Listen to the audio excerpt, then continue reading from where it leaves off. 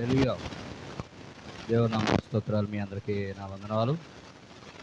దేవుడు ఉచితమైన కృపను బట్టి ఈ దినము కూడా దేవుడు ప్రేమించి ఆస్వాదించి ఆయన సన్నిధిలో నిలబెట్టిన దేవుని నామ స్తోత్రాలు చెల్లిద్దాం. హల్లెలూయా.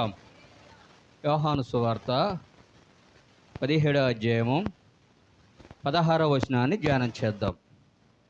యోహాను సువార్త, నేను లోక సంబంధిని కానట్టు వారును లోక సంబంధులు కారు. సత్యమందు వారిని ప్రతిష్ఠ చేయుము. నీ వాక్యమే సత్యము. నీవు నన్ను లోకమునకు పంపిన ప్రకారము నేనును వారిని లోకమునకు పంపితిని.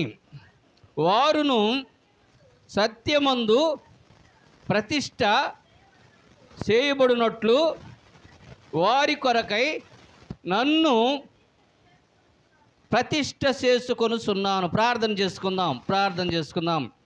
స్తోత్రము తండ్రి, రక్షక, కృపగల దేవా యేసయ్య, నువ్వు ప్రేమించి ఆశీర్వదించి మాకిచ్చిన ఈ క్రీస్తు రాకడ రక్షణతోని ప్రార్థన మందిరాన్ని బట్టి నీ స్తోత్రాలు చెల్లిస్తూ ఉన్నాం.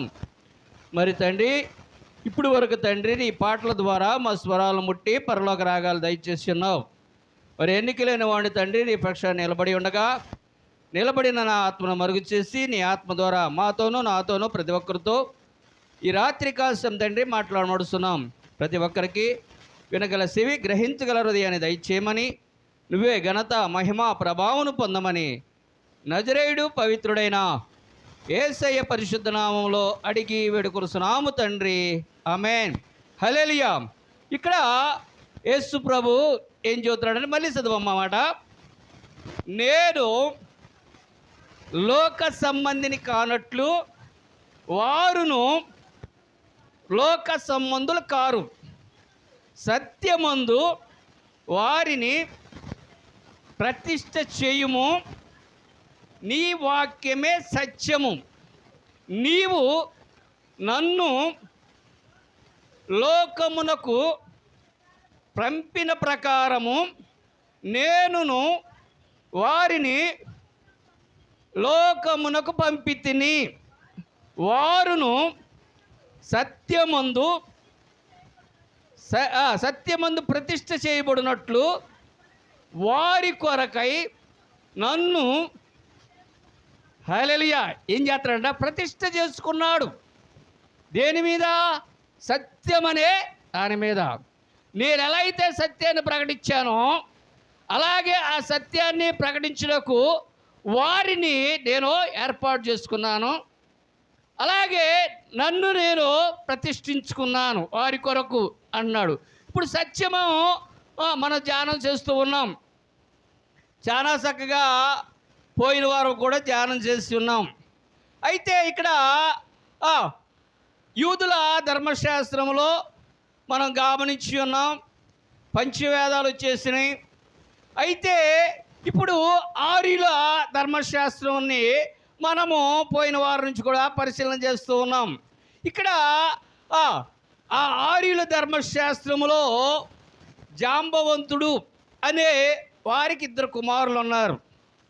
ఆ 2 కుమారులు ఎవరయ్యా అంటే, ఒక ఆయన పేరేమో జపము, ఒక ఆయన పేరేమో మాల. ఏం పేర్లు అంటమ్మా? ఒక ఆయన పేరేమో జపం, ఒక ఆయన పేరేమో మాల.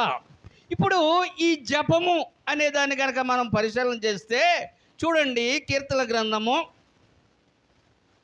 1వ అధ్యాయము 1వ వచనం. దుష్టుల ఆలోచన చొప్పున నడవక, పాపుల మార్గమున నిలవక, అపహాసకులు కూర్చుండు చోట కూర్చుండక, యెహోవా ధర్మశాస్త్రమునందు ఆనందించుచు దీవారాత్రములు దానిని ధ్యానించువాడు ధన్యుడు. హల్లెలూయా. ఇక్కడ బాగా ఇప్పుడు కీర్తనాకారుడు చెబుతున్నాడు. ఏమన్నాడంట? ఫస్ట్ దుష్టుల ఆలోచన. దుష్టుడు ఎవరు? దేవునికి వ్యతిరేకమైన వాడు. ఆ దుష్టుడు ఆలోచన నీకు చెబుతాడు, ఆ ఆలోచన ఒప్పున నువ్వు నడవద్దు. పాపుల మార్గమున, పాపులు అంటే ఎవరు? ఆజ్ఞాతిక్రమమే పాపం, వారి ఉండద్దు. అందుకని ఇక్కడ ఏమన్నాడే, అపహాసకులు కూర్చుండ చోట నువ్వు కూర్చుండొద్దు. ఎందుకంటే అపహాసం కూర్చుండదు. యెహోవా ధర్మశాస్త్రమును ఆనందించు దీవారాత్రులు ధ్యానించువాడు. హల్లెలూయా. ధ్యానము, జపం అనగా ధ్యానము. ధ్యానము అనేది ఎలా ఉంటుందంటే, ఇది కంటికి కనపడదు. ధ్యానం అనేది ఎక్కడ కనపడదంటమ్మా? ఈ నేత్రాలకు కనపడదు. మన పిల్లలు బడికి పంపిస్తే వాళ్ళు ఇచ్చిన సబ్జెక్ట్ని 10 సార్లు చదువుతారు. చూస్తా 10 సార్లు చదివి 10 సార్ల తర్వాత దాన్ని మూసేసి ఒకటి దాన్ని చూడకుండా చదవాలి. ఈ చూడకుండా చదివేదాన్ని ధ్యానము అంటారు. అందుకనే దాన్ని తపస్సు అంటారు. ఏమంటారంట? తపస్సు అంటారు. అంటే ఈ వ్యక్తులు ఏంటంటే ఈ నేత్రాలతో చూసేది కాదు, అది ఈ నేత్రము చూసేది కాదు. ధ్యానం అంటే ఈ నేత్రము కాకుండా లోపల ఉన్న మనస్సు, అలాగే ఆత్మ, ఈ రెండు కూడా దాన్ని చూస్తుంది. దానిని ధ్యానము అంటారు. ఏమంటారంట? అంటే తెలియకుండా. అందుకనే హృదయం అనే పలక మీద రాసుకోండి అన్నాడు పౌలు. దాన్ని చూసేది ఏంటంటే ధ్యానము అంటారు. ఇక రెండోది ఏంటంటే మాల. మాల అనగా దీక్ష. ఏంటిదంట? దీక్ష. ఈ దీక్ష అనేది కంటికి కనపడద్ది. చూసారు, చాలామంది మాలలు వేస్తారు. అయ్యప్ప మాలని, ఆల మాలని. ఇప్పుడు మన క్రైస్తవులు కూడా ఆర్సీమోళ్ళు వేస్తారు మాల. ఈ మాల అనేది ఏంటంటే కంటికి కనపడద్ది. కంటికి కనపడేదాన్నేమో మాల అంటారు, దాన్ని దీక్ష అంటారు. కంటికి కనపడినదేమో ధ్యానం అంటారు, దాన్ని తపస్సు అంటారు, అంటే జపము అంటారు. ఈ ఇద్దరు కొడుకులు వారుకున్నారు. ఎవరికంట? జాంబవంతుడికి 2 కొడుకులు. అయితే ఎప్పుడైతే ఈ 4 వేదాలు రాశారో, ఎప్పుడైతే ఈ 4 వేదాలు ఉన్నాయో, ఈ ఇద్దరు కూడా ఆయన దేవుణ్ణి ఆరాధించేవాళ్ళు. ఎవరు ఆ జపం చేసేది, ఎవరు ఆ దీక్ష ఎవరి ద్వారా ఎవరికి చేస్తారంటే, వారు బ్రహ్మ అనే వ్యక్తిని ఆరాధించేవాళ్ళు. బ్రహ్మ అనగా ఎవరు అంటే, నేను 83లో హైదరాబాద్ వెళ్ళాం. 86-87లో నాకు అక్కడ బ్రాహ్మణ్స్ బాగా పరిచయం, అంటే ఫ్రెండ్స్ అయ్యారు. నేను ఓల్డ్ అలవాల్లో ఉండేవాడిని, వాళ్ళు అలవాల్లో ఉండేవారు. ఈ అలవాల్లో వాళ్ళు ఫ్రెండ్స్ అయినప్పుడు అక్కడ వైండింగ్ షాప్ ఒకటి పెట్టాం. ఆ వైండింగ్ చేసేది నేను, దానికి పెట్టుబడి పెట్టేది వాళ్ళు. నేను బ్రాహ్మణులు అయ్యేవాళ్ళు, మంచి స్నేహితులు. వాళ్ళని అడిగేవాడిని నేను, బ్రహ్మ అంటే ఎవరంటే సృష్టికర్త అనేవాడు. ఎవరంట? సృష్టికర్త అనేవాడు. సరే అనుకున్నా. కానీ అప్పుడు మనకు అర్థమైంది. ఇప్పుడు నేనేమనేవాడిని అక్కడ, ఎవరు మీరంటే క్రైస్తవులు. ఇప్పుడు క్రైస్తవులు ఆ రోజుల్లో ఇక్కడ ఆంధ్రాలో కనుక చూస్తే క్రైస్తవులు అనగానే మాలడో మాది కూడా అనుకునేవాళ్ళు. కానీ అక్కడ వాళ్ళకి తెలియదు ఆ రోజుల్లో క్రైస్తవు అదొక కులం అనుకునేవాళ్ళు. వాళ్ళు ఏంటంట అదొకటి అనుకునేవాళ్ళు అనమాట. అందుకని ఈ దేవుడి గురించి కొద్దిగా తర్జుమాలు చేస్తూ ఉండేవాడిని నేను అప్పుడప్పుడు.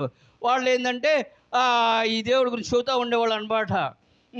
ఇదేమో బ్రహ్మని, ఇది చేస్తా కొన్ని గడియలు చెబుతూ ఉండేవాళ్ళు.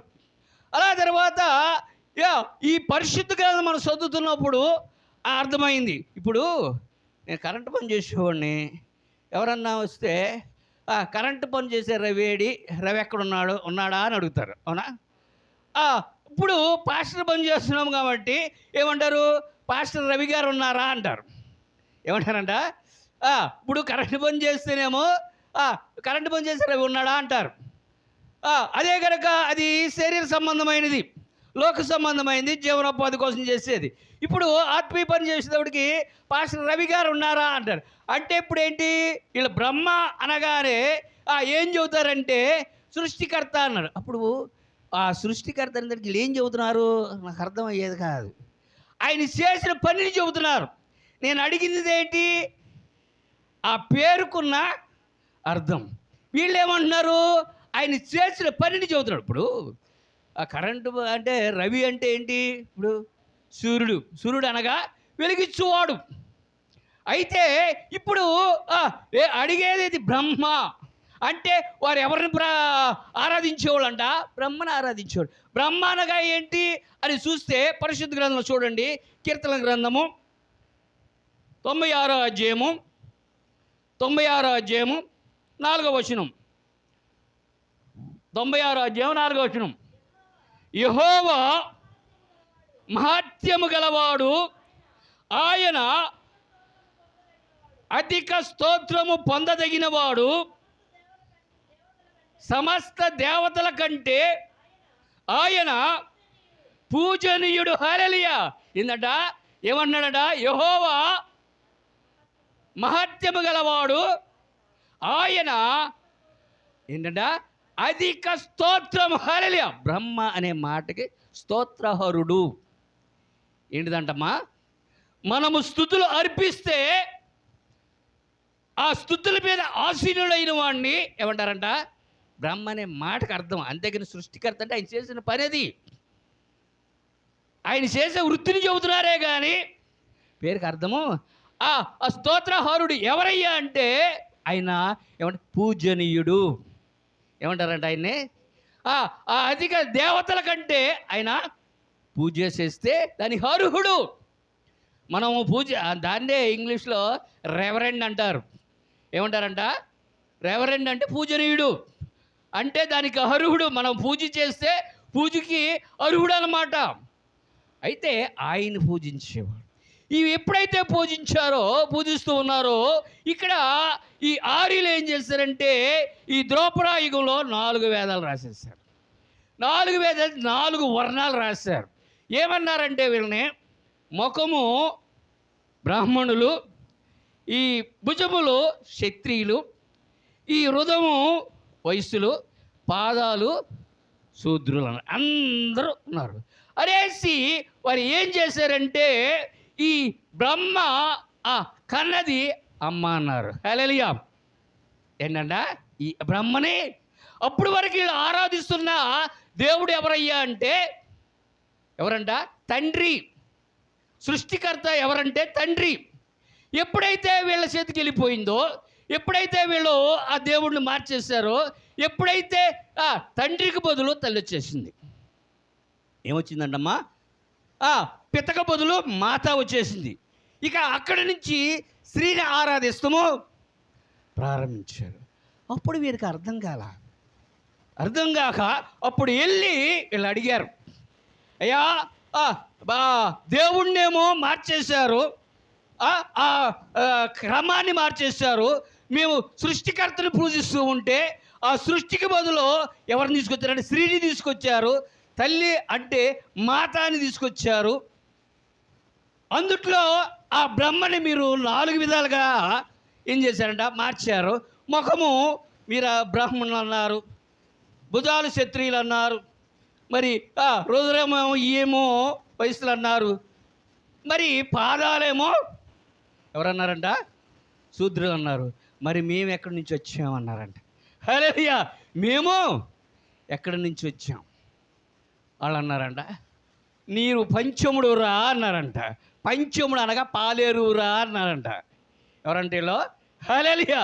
పాలేరువు ఆ రోజుల్లో ఇంటికి పంచుండేది. ఏముండదంట, పంచుండేది. నీ బ్రతుకంతా ఈ పంచ వరకే రా అన్నారంట. ఎవరిళ్ళు జాంబవంతు కొడుకులు దేవుని ఆరాధించేవాడు, ధర్మశాస్త్రం కలిగిన వారు. ఈ ధర్మశాస్త్రము వీరి చేతుల నుంచి వారి చేతులకు వెళ్ళిపోయింది. ఎప్పుడైతే వెళ్ళిపోయిందో ఇలా అన్నారు. అప్పుడు మీరు అన్నారంట, ఏంటి పంచముడు ఏంటి, మేమేంటి, అసలు మీరున్నది ఎక్కడుంటారు బ్రాహ్మణుడు? అగ్రహారం అంటారు, వాళ్ళు ఉండే స్థలాన్ని ఏమంటారంట? అగ్రహారం అంటే మాల. అప్పుడు వీళ్ళు ఎదురు తిరిగారు, ఆ మాల మాదిగా. హల్లెలూయా! మీకు అర్థమవుతుందా? మా అన్న ఈ మాట అంటే మా అన్నే ఒప్పుకోలేదు. కాదురా, వాళ్ళ వేరురా. మా పెద్దమ్మ కొడుకు అన్న, ఇది వాళ్ళ చరిత్రలో వాళ్ళు ఎక్కడా లేరురా, వాళ్ళు వేరురా అన్నాడు. ఏంటి వేరురా? మీకు అర్థమవుతుందా? మాల ఏంటి? మాల అంటే ఏంటిది? దీక్ష. ఈ రోజున ఎవరైనా దేవుణ్ణి ఆరాధించాలంటే, దేవుడి దగ్గరికి వెళ్ళాలంటే, దేవుణ్ణి చూడాలంటే కంపల్సరీ మాలతోనే వెళ్తారు. అవునా కదా? అయ్యప్ప మాల కానీ, దుర్గామాల కానీ, ఇంకా అప్పుడు అరసింహ మాల కానీ, ఏ దగ్గర ఆ దీక్షలేందే, ఆ మాలలేందే వాళ్ళు ఏమన్నారంటే, ఏంటి మాది? ఆ మాల మాదిగా. అప్పుడు వచ్చింది ఈ పదం. అప్పుడు అంటే అన్నాడు కాదురంటే, అప్పుడు నేనన్నాను, మనకు కాదన్నప్పుడు నువ్వేమనాలి అక్కడ? ఆ మాల నాదిగా అనాలి. ఏమనాలంట? నాదిగా అనాలి. మరి ఇక్కడ ఏమన్నావు? ఏకవచనం రావాలి. ఇప్పుడు ఏమంటున్నావు నువ్వు? బహువచనం మాది. అందుకని చూడండి, మీరు ఎప్పుడైనా సరే బ్రాహ్మణుడు ఆ శివరు ఉంటాడు, పై అంతున ఉంటాడు, ఈ మాలామాది గారు కింద అస్థిలో ఉంటారు. అతని ఒంటి మీద పై వస్త్రం ఉండదు, వీళ్ళ ఒంటి మీద పై వస్త్రం ఉండదు. వాళ్ళ ఒంటి మీద వాళ్ళ అంగాస్త్రం కట్టుకుంటారు, వీళ్ళ గోసుగుడ్డ పెట్టుకుంటారు. వారి చేతిలో మరసిం ఉంటుంది, వీళ్ళ చేతిలో మట్టి సిమ్ ఉంటుంది. మట్టి పాత్ర ఉంటుంది, అంతే తేడా. ఎప్పుడైతే చేశారో, ఎందుకు వీళ్ళు చేశారు? యామన గారు చెప్పినట్లు, బ్రహ్మం గారు చెప్పినట్లు, గుజ్జుల నారాయణ గారు, వీళ్ళ చరిత్రలన్నీ కూడా మనకే ఉంటాయండి, తెలిసే ఉంటుంది. అయితే వారు ఏం చేశారంటే ఎందుకంటే తల్లి గుట్టు మేనమామకి ఎరికేనా అమ్మా, వీడు ఎప్పుడైనా సరే మనకు డేంజరే. ఏంటంట? ఇప్పుడు వీళ్ళ గుట్టు ఎవరికి తెలుసు? చెప్పాను కదా వాళ్ళు ఏమని చెప్పాడంట? తన తల్లి లంజోరవశ, తన ఆలిమాదిగా తాను బ్రాహ్మణుడాయే ధరణ వశిష్ఠుడు. లేదు, కులం లేదు, తెచ్చుకున్నారు. తల్లి వర్ణాన్ని అక్కడ పెట్టుకున్నారు వాళ్ళు. ఎప్పుడైతే ఉన్నారో వీళ్ళు ఎప్పుడైనా మనకు డేంజరే కదా అని చెప్పేసి, ఎప్పుడైతే వీళ్ళు ఎదురు తిరిగారో, ఆ మాల మాదిగానే ఎప్పుడు తిరిగా, వీడు ఎప్పుడైనా డేంజరే మనకని చెప్పేసి ఏం చేశారంటే, అదిగో వీడి పంచముడు, వీడి గనక మీ ఇళ్ళకి వస్తే, మీ దారికి వస్తే వీడు ఏం చేస్తారంటే మీకు మహా పాపలు చుట్టుకుంటాయి. కాబట్టి వీడిని వాడు వచ్చేటప్పుడు మీరు ఉండకుండా ఉండడానికి ముడ్డుకు తాటేకి కట్టేశారు. ఈ తాటేకు దేనికంటే వీళ్ళు ఎక్కడికైనా వెళితే ఎదుటివారు వీళ్ళ దగ్గరికి రాకుండా ఉండడానికి, వీళ్ళ దగ్గరికి రాకుండా ఉండటానికి ఏం కట్టారంటమ్మా? తాటే కట్టారు. ఒకవేళ కనుక వాళ్ళు వెళ్ళిపోతుంటే, అయ్యా ఆ మాల మాది, మేము దేవుడు ఆరాధించుకుని చెబుతారని చెప్పేసి మూతికి అంటే వీళ్ళు వెళ్ళి వాళ్ళతో మాట్లాడుకుంటానికేమో ముందు కట్టారు. వాళ్ళు ఎవరు రాకుండా ఉండటానికి ఏం కట్టారంట? తాటే కట్టారు. కట్టేసి ఒకవేళ వీళ్ళు ఎదురు తిరుగుతారేమో అయినా వదల వీరి పిల్లలని మాతంగిలుగాను ఏంటంట దేవదాసులుగా చేసి పారేశారు. ఇంకెవరికి చెప్పుకుంటారు వీళ్ళు? ఎవరికి చెప్పుకుంటారు? ఏమన్నా చేతనం ఉందా? హింసిస్తూ ఉన్నప్పుడు వారిని ఏమన్నారండి? మళ్ళీ హరిజనులు అన్నారు. ఏమన్నారంట? హరిజనులు అంటే తెలియదు మనకి, ఈ రోజున తెలియదు. అపోస్తులైన పౌలు వచ్చి మనకి చెప్పేంత కూడా ఆ విషయం మనకు తెలియదు. చూడండి, కొలసీలకు రాసిన పత్రిక 1వ అధ్యాయము 15వ వచనం. ఆయన అదృష్ట దేవుని స్వరూపి అయి సర్వ సృష్టికి ఆది సంభూతుడై ఉన్నాడు. ఏలయనగా అంటే ఇక అక్కడ చెప్పుకుంటూ 15వ వచనంలో చెప్పుకుంటూ అక్కడ మొత్తం కూడా చెప్పుకుంటూ ఈ 18వ వచనం చదువమ్మా. తర్వాత మీరు ఇంటికి వెళ్ళిన తర్వాత నిదానంగా చదువుకోండి. ఆ సంగమను శరీరమునకు ఆయనే శిరస్సు, ఆయనకు అన్నిటిలో ప్రాముఖ్యత కలుగు నిమిత్తము ఆయన ఆది అయి ఉండి ఆ మృతులలో నుండి లేచుటలో ఆది సంభూతుడాయన. హల్లెలూయా. ఎవరండినా ఆది సంభూతుడు? ఎవరు? వీళ్ళు హరిహరులు అన్నారు. ఎవరంట? ఆది సంభూతుడు అంటే మృతుడై కలిసి శంభో శంకర. అర్థమవుతుందా మీకు? శంభో అంటే ఎప్పుడు? యేసు ప్రభు రాకముందే ఆ శంకరుడిని శంభో శంకర అన్న ఆ వ్యక్తిని ఏమన్నారంట? పరమేశ అన్నాడు. ఎవరంట ఆయన? పరమేశ. ఇప్పుడు నేను చెప్పే మాట పేరుకి అది కాకుండా ఇంకేదైనా అర్థం ఉంటే మీరు చెప్పండి, నేను వింటా. పరమేశ అంటే పరలోకములో ఉన్న యేసు అని నేను చెబుతున్నా. ఆ పేరుకి అర్థం ఇదే అని చెబుతున్నాం. అది కాక ఇంకేదైనా అర్థం ఉంటే మీకు చెప్పచ్చు, నేను కూడా వింటా. అంటే ఎప్పుడు ఈ మాట? యేసు ప్రభు పుట్టకముందే 1000 సంవత్సరాల క్రితము ఈ 4 వేదాలు రాశారు. ఆ 1000 సంవత్సరాల ముందే హరిజనులుగా ఆ దేవుణ్ణి ఆరాధించిన వారుగా ఉన్నారు వీరు. ఎవరు వీళ్ళు? హరిజనులు అంట. వీళ్ళు ఎవరంటే పంచముడు అంటే 5వ వేదము. హల్లెలూయా. ఇక అర్థమవుతుందా? యూదుల ధర్మశాస్త్రములో ఎవరిని పంచములు అన్నారు? సమరయులు పంచములు అన్నారు. సమరయులు ఎవరు? యాకోబు కూతురు కుమార్తె పిల్లలు. యూదులు ఎవరు? యాకోబు కొడుకు పిల్లలు. ఇప్పుడు ఈ ఆర్యుల ధర్మశాస్త్రములో జాంబవంతుడు కుమార్తె కొడుకులు ఎవరు? ఆర్యులు. కుమారుడు కొడుకులు ఎవరంట? ఈ పంచములు. రివర్స్ అంతే. అక్కడేమో కూతురిని కుమార్తెల్ని అంటరాని వారుగా చేశారు, ఇక్కడ కొడుకు కుమారుల్ని అంటరాని వారుగా చేశారు. అలా వారు బాధపడుతూ వాళ్ళు ఈ పంచములుగా మూతికి ముంత ముట్టికి తాటకి దేని కట్టుకున్నారు? దేవుడు ఈయనే. దేవుడు ధర్మశాస్త్రం మారిపోతుంది, ధర్మశాస్త్రమైన ఈ దేవుడిని ఆరాధిస్తే ఈ దేవుడి గురించి వాళ్ళు దేవుడు ప్రకటిస్తానికే తప్పు ద్వారా వెళ్ళిపోతుంది. దేవుడు సృష్టికర్త, దేవుడు స్త్రీ కాదు. అర్థమవుతుంది? చెబుతా ఈ రోజున ఎందుకు ఇరుంటే అలా బాధపడుతూ ఉంటే ఎప్పుడు ఇది జరిగింది? దోపరాయుగంలో జరిగింది. కలియుగం వచ్చేటప్పటికి యేసుప్రభు వచ్చాడు. హల్లెలూయా. యేసుప్రభు కంటే ముందు జరిగినది ఇది. కలియుగం వచ్చేటప్పటికి ఎవరు వచ్చారంట? యేసుప్రభు వచ్చి ఆ యేసుప్రభు నమ్మినోడు ఈ బ్రిటిష్ వాడు వచ్చాడు. ఇప్పుడు వీళ్ళు ఏమనుకుంటున్నారు? బ్రిటిష్ వాడు ద్వారా ఈ క్రైస్తవత్వం వచ్చింది అనుకుంటున్నారు.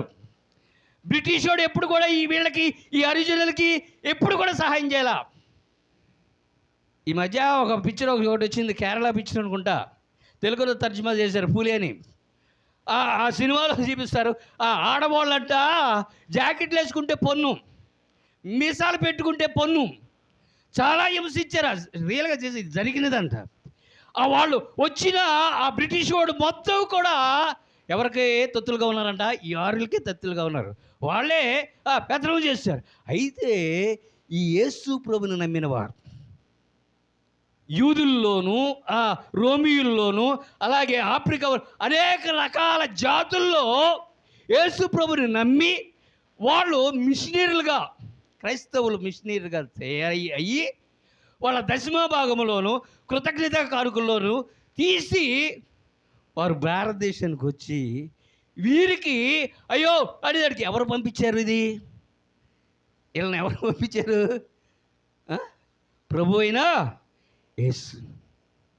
యేసు పంపించి ఈ మూతుకున్న ముంత తీసి పారేశారు, ఈ ముడ్డుకున్న తాటకి తీసేశారు, వీరికి విద్య నేర్పించారు. హల్లెలూయా. ఏం నేర్పించారమ్మా? విద్య నేర్పించారు. విద్య నేర్పించి ఈ బ్రిటిష్ వాడు మొత్తం కూడా ఈ దేశాన్ని వదిలేసి వెళ్ళిపోయేటప్పుడు వీళ్ళకి అందరికీ పొలాలు ఇచ్చారు, స్థలాలు ఇచ్చారు, అన్నీ ఇచ్చారు. వీళ్ళకి మాత్రం ఇచ్చారంట ఈ పరిశుద్ధ గ్రంథం తప్పితే ఇంకేం ఇవ్వలేదు వీళ్ళకి. వీరిని ఏమన్నారు? ఏమంటారు వీళ్ళని? ఎవరాళ్ళు? ఆ రోజు హరిజనులు, ఆ మాల మాదిగ వారు ఎవరంట? వీళ్ళు క్రైస్తవులు. హల్లెలూయా! అర్థమైందా? ఆనాటి హరిజనులు, ఈనాటి క్రైస్తవులు. హల్లెలూయా! వచ్చి వారు ఇది నేర్పిస్తే ఈ రోజు కూడా మాలవారిలో ఒక 10% ఉంటారేమో విద్యావంతులు. ఈ మాదిగ వారిలో 5% కూడా ఉండరు. వీళ్ళ పామరులే. అందుకని చూసా, పౌలు విద్యావంతుడు, పేతురు పామరుడు. తెలియదు మీకు, చరిత్రలు తెలియదు. ఒక అంటారు, దీనివల్ల క్రైస్తవుల్ని హింసిస్తున్నారంట. నిన్న చెప్పిన బోధ ద్వారా నేను అనుకున్నాను, హిందువులు రివర్స్ అవుతారేమో అనుకున్నాను. అరే వాళ్ళు ఎవరు మాట్లాడలా. ఆయన మాత్రం అన్నాడు, అయ్యా నువ్వు చెప్పినది 5000 సంవత్సరాలు జరిగింది, ఇప్పుడు నువ్వు చెప్పిన చరిత్ర 2000 సంవత్సరాలప్పుడు చెబుతున్నావు. మా బ్రాహ్మణులు ఏంటంటే పొరపాటున అట్లా రాశారు అని చెప్పాడు. కడమ వాళ్ళు అయితే అసలు ఏం క్రైస్తవులు ఏం మాట్లాడుతున్నారంటే, నిజంగా క్రైస్తవులు ఉన్నారా? అమ్మ క్రైస్తవులు ఎక్కడున్నారు చెప్పనా? క్రైస్తవులు అనేవాళ్ళు ఎక్కడున్నారు? వాళ్ళు కొడుతున్నారంట ఈ రోజున. ఇలాంటివి క్రైస్తవులు కొడుతున్నారంట. ఎక్కడున్నారు క్రైస్తవుడు? బ్రాందీ షాపుల దగ్గర ఉన్నారు క్రైస్తవులు. కొందరేమో నాస్తికులుగా ఉన్నారు, జై భీమ్ అనుకుంటా. కొందరేమో రోడ్డు మీద రిజర్వేషన్ కోసం ఉన్నారు, కొంతమంది నక్సలైట్లలో ఉన్నారు. ఎక్కడున్నారు క్రైస్తవులు? ఇప్పుడు దాసరి నారాయణ గారు చెప్పిన ప్రకారము తోకలో ఈకలు లేని క్రైస్తవుడు ఎవరైనా ఉన్నారు చెప్పండి. ఇప్పుడు ఎవరున్నారు? ఇప్పుడు ఎవరిని విమర్శిస్తున్నారు? ఏ క్రైస్తవుడైనా వెళ్ళి వారిని ఉంటారు. ఈ రోజున ఎందుకు మన ఇళ్లలో లేరా? మనం ఇంటికి వెళితే పాస్టర్మే, వాళ్ళ బాబాయ్ ఉంటాం. మనం వెళ్తే ఉండేది అదే. కనుక మనలో కాకుండా ఇంకేరే కులం కనుక వస్తే ఎంత గజగజలాడిపోతాము. అయ్యా పలానా పాస్టర్ గారు వచ్చారయ్యా అనగానే, ఒకవేళ ఇంట్లో డబ్బు లేకపోతే అప్పు అయినా తీసుకొచ్చే వాళ్ళకి ప్రేమ కలిగిన వారు వీళ్ళైతే వీళ్ళని కొట్టేది ఎవరు? వీళ్ళని హింసించేది ఎవరు? అంటే దేవుడు ఎలాంటి వాడు? ప్రేమారూపే కానీ క్రైస్తవులు కాదు. ఈ రోజున మనం తెలుసుకోవాలి. ఇప్పుడు నిన్ను ఎందుకు కొడుతున్నారు? ఎవరిని ప్రకటిస్తున్నావు నువ్వు? అమెరికా యేసయ్యను ప్రకటిస్తున్నావా? ఆస్ట్రేలియా యేసయ్యను ప్రకటిస్తున్నావా? మీరు ఏ యేసయ్యను ప్రకటిస్తున్నారో తెలియదు, కానీ నేను మాత్రం ప్రకటిస్తుంది ఈ అంటే ఈ స్థానికుడైన యేసయ్యను ప్రకటిస్తున్నాను. నేను స్థానికుడను, నా యేసయ్య కూడా. ఎలా? ఇది ఆసియా కాండము. ఏ కాండం అంట? ఆసియా కాండము. ఈ ఆసియా కాండంలో ఒక మాట చూడండి. ప్రకటన గ్రంథము 1వ అధ్యాయము 3వ వచనం. ప్రకటన గ్రంథము 1వ అధ్యాయం 3వ వచనం. సమయము సమీపించినది గనుక ఈ ప్రవచన వాక్యమును చదువువాడును వాటిని విని ఇందులో రాయబడిన సంగతులను గైకొను వారును ధన్యులు. యోహాను ఆసియాలోనున్న 7 సంఘములకు శుభమని చెప్పి రాయినది. హల్లెలూయా! ఎక్కడంట?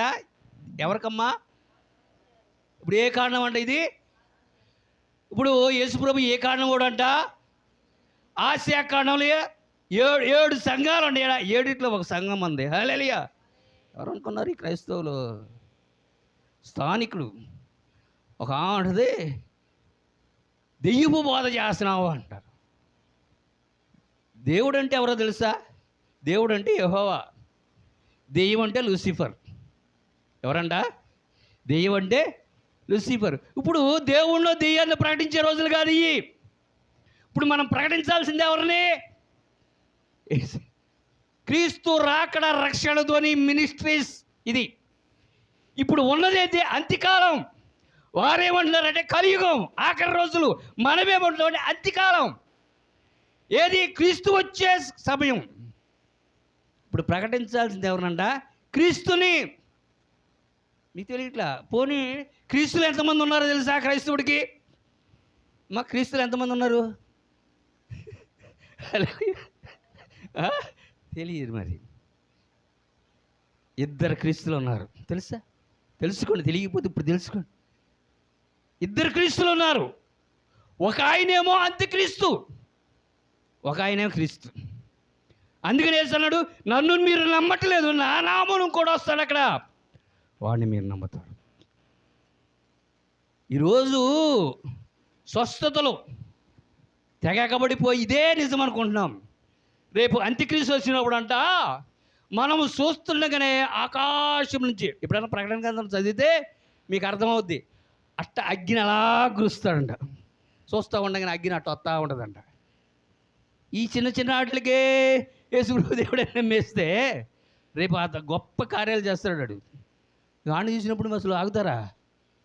అందుకనే చూడండి, క్రైస్తవుడు అనేవాడు, వాడు తాగుబోతుడైనా తిరిగిపోతుడైనా ఎలాంటి వాడైనా సరే, అరే ఏంట్రా మీ ఇంట్లో ప్రార్థన జరుగుతుంటే ఇక్కడ కూర్చున్నాం ఏంటంటే, అరే నేను ఆ స్థితిలో ఉన్నాను రా, నేను ఆ స్థానానికి వెళ్ళేవాడిని కాదు, ఆ స్థానానికి వెళ్ళేవాడిని కాదు, వాళ్ళు అక్కడ చేసుకుంటారు అంటే ఏంటి?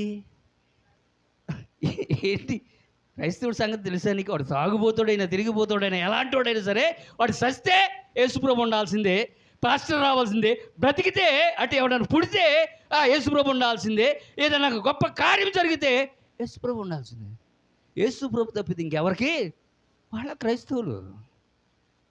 అంతేగాని తనులు తినేవాడు ఎందుకు తనులుతాడు? వీళ్ళ బాధ వీళ్ళకి తెలియట్లే. అప్పుడు అయ్యా మా పరిస్థితి అయితే వీరిని దేవుడు ఎందుకు అనుకున్నాడంటే, మీరు మిమ్మల్ని రాజులుగా యాజకులుగా చేస్తా. హల్లెలూయా.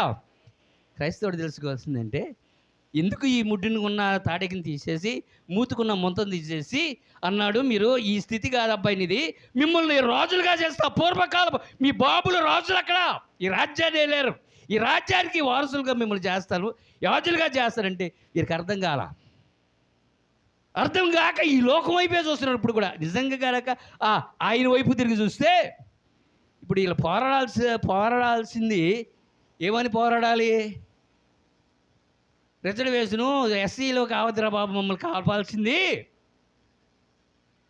ఓసీసీలో కలపండి మమ్మల్ని అని తిరగబడితే అప్పుడు వస్తారు కిందకి.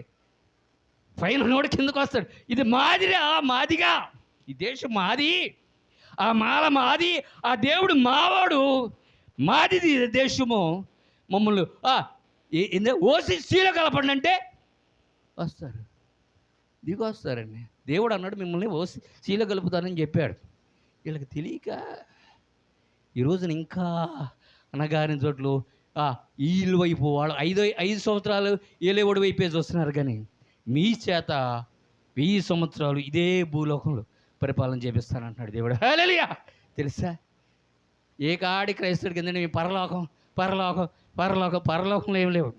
దేవుడు మిమ్మల్ని పరలోకం తీసుకెళ్దామని ఆయన ఉద్దేశమే కాదు అసలు. ఆయన భూలోకములోనే దేవుడు కుమారుల చేత రాజ్యం వేపియాలి. ఇప్పుడు ఎంతోమంది చచ్చిపోతున్నారండి ఈ సావులను ఆయన చేస్తే. దేవుడు రాజ్యం అనేది ఇంతవరకు రాలా. దేవుడు రాజ్యం వస్తే ఆ మొత్తము కూడా ఎలా ఉంటుందంట? సమానత్వము. దాన్నే వీళ్ళు ఏమన్నా రామరాజ్యం అన్నారు. ధర్మము 4 పాదాల మీద నడుస్తుంది. మనమేమంటున్నాము? ఈ ఏళ్ళ పరిపాలన అంటున్నాం. అప్పుడు ధర్మము పరిపాలన అంటే ప్రభు అయిన యేసు ఆ యెరూషలేములో ఉండే రాజుగా ఉంటే మనం ఈ సచ్చినోడు, అందుకని చూడ వెళ్ళి తిరిగి వస్తూ ఉంటా. చచ్చిపోయినోడు ఇప్పుడు అన్నాడు, ప్రవర్త ఎక్కడికి పోతాడో ఈ ప్రవర్త అన్నాడు. ఎక్కడికి పోను, ఒకవేళ ఇక్కడ కనుక ఇప్పుడు చెత్త చచ్చిపోతే డైరెక్ట్గా పరదేశికి వెళ్తా. పరదేశాన్ని ఎక్కడ ఉందో తెలుసా మీకు? 3వ ఆకాశంలో ఉంది. రేపు దేవుడు వస్తే ఆయనతో పాటు భూలోకానికి వస్తా. తెలుసు, భూలోకంలో 1000 సంవత్సరాలు పరిపాలన చేపియాలి దేవుడు రాజ్యము ఎలా ఉంటుందో చెప్పాడు ఆయన. అది చేపిస్తాను. కాబట్టి ఎప్పుడు కూడా ఒక మాట చెప్పి చూడు. ఏ గ్రంథము 38వ అధ్యాయము 1వ వచనం. దేవుడు ఇది మాత్రం మనం క్రైస్తవుడనే ప్రతి ఒక్క వ్యక్తి కూడా తెలుసుకోవాల్సిన విషయం. 1వ వచనం. అప్పుడు యెహోవా సుడిగాలిలో నుండి ఇలాగున ఆ యోబునకు ప్రత్యుత్తరమిచ్చెను. జ్ఞానము లేని మాటలు చెప్పి ఆలోచన జరుపుతున్న వీడెవడు? పౌరుషము తెచ్చుకొని హల్లెలూయా. ఎవడంట? ఆలోచన జరుపుతున్న. ముందు ఏంటి తెలుసుకో. వాడు అసలు వాడెవడో ఎవరిని తెలుసుకోవాలంట మనం ముందు? నీ ఆలోచన జరుపుతున్న వాడెవడు? ఎవడాడు? వాడు ఎలా ఉంటాడు అంటే యెహెజ్కేలు గ్రంథము 28వ అధ్యాయము 2వ వచనం. యెహెజ్కేలు గ్రంథము 28వ అధ్యాయం 2వ వచనం.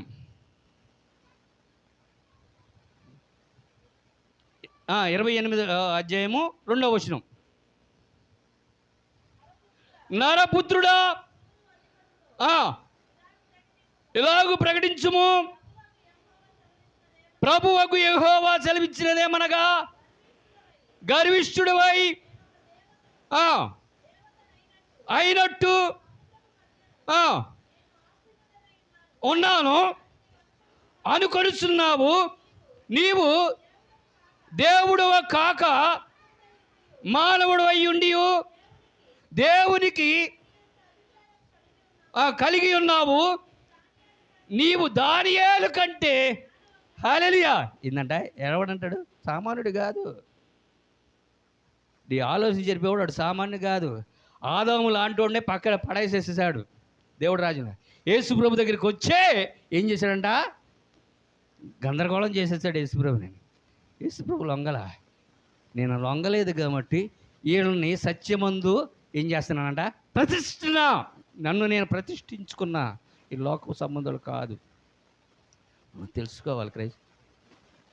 ఇప్పుడు ఈ భారతదేశంలో ఉన్న దేవుడి పేర్లన్నీ కూడా యేసు ప్రభు అంటే ఈ పరిశుద్ధ గ్రంథంలో ఉన్న యేసయ్య పేర్లే. మనం ఏం చేస్తున్నామంటే అక్కడ ఉన్నవాడిని చూసి ఆ పేరును మనం ఇప్పుడు కూడా గమనించట్లా. మీరు బాగా గమనించాల్సిన విషయం ఏంటంటే క్రైస్తవుడు ఆ పేరుకున్న అర్థము మనం తెలుసుకోవాలి. ఆ పేరుకున్న అర్థం తెలుసుకొని ఆ పేరులో ఉన్న వ్యక్తి అక్కడ ఉన్నాడా లేకపోతే ఎవరన్నా ఉన్నారా? ఒకవేళ ఎవరన్నా ఉంటే అతను ఎవరు? అతని విషయం నువ్వు తెలుసుకోవాలి. తెలుసుకొని దాని గురించి చేత అయితే చెప్పాలి, లేదంటే మనకున్నా. అంతేగాని యేసు ప్రభు క్రైస్తవుడికి దేవుడు కాదు. ఎవరంట? నేను ప్రకటించే దేవుడు క్రైస్తవుడికి దేవుడు కాదు, ప్రపంచానికి దేవుడైనా. ఎవరంట? ఈ భూలోకానికే దేవుడు. ఈ భూమిని సృష్టించిన వాడు ఆయన, సృష్టికర్త. కాబట్టి ఆ విషయం ఆయనే రేపు రాజుగా వచ్చే క్రీస్తు. హల్లెలూయా. అయితే ఆయనకంటే ముందు ఒక అంత్యక్రీస్తు వస్తాడు. ఇప్పుడు అంత్యక్రీస్తుని ప్రకటిస్తున్నామా? క్రీస్తుని ప్రకటిస్తున్నామా? మనం అంత్యక్రీస్తు పక్షాన ఉన్నామా? క్రీస్తు పక్షాన ఉన్నామా అనేది మనం తెలుసుకోవాలి. ప్రతిదీ వస్తుందండి. ఏ చరిత్ర? ఈ చరిత్రలో ఉన్నాయన్నీ కూడా ఈ 6 ఏళ్ళ చరిత్రలో ఉంటుంది. కాబట్టి అన్నీ కూడా ప్రశాంతంగా నిదానంగా ఆవేశపడొద్దు. ఎవరు కూడా ఆవేశపడవద్దు. ఆవేశపడితే మనకేమంతా అనర్థాలే వస్తాయి. ఆలోచన చేయాలి. యేసు ప్రభువుని ఆలోచిస్తే మనకు సత్యము బయటపడుతుంది. క్రైస్తవు అనే ప్రతి ఒక్క వ్యక్తి కూడా ఏం చేయాలంటే ఆలోచన కనుక చేస్తే. అందుకని ఇక ఈ 2 ధర్మశాస్త్రాలు చెబుతున్నాను, ఎప్పటి నుంచి చెబుతున్నాను.